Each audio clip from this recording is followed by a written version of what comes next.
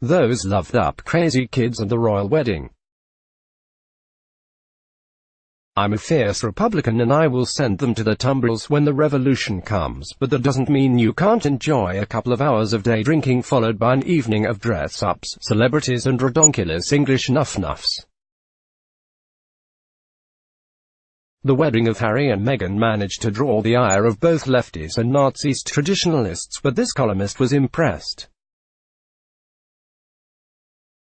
Photo: PA Wyeth. Wedding of Harry and Meg's on Saturday night was surprisingly good fun. There are of course the professionally miserable hardcore buzzkills on both left and right, who went into the gig ready to tip industrial vats of concentrated snark and bile on the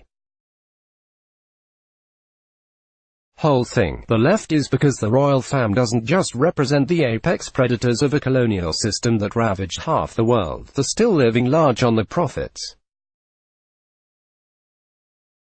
And the born-again Nazis because Meghan Markle is biracial and the idea of tainting the blood royal made the tiny little minds explode like a throbbing Godzilla pimple on the end of Hitler's nose, squeezed in a sudden pincer movement between George Patton's armored division and the 5th Soviet Shock Army.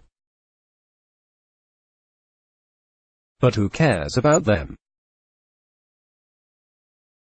I tuned in as soon as the ABC started streaming from Windsor, delighted to find Annabelle and Jafez had hooked up with a human peroxide bottle whose tendency to say exactly the wrong thing at just the right moment kept me from switching over to the commercial coverage, even when the ABC decided to cut away from Harry and Will's first appearance to a curtsy lesson with the reanimated remains of June Dally Watkins.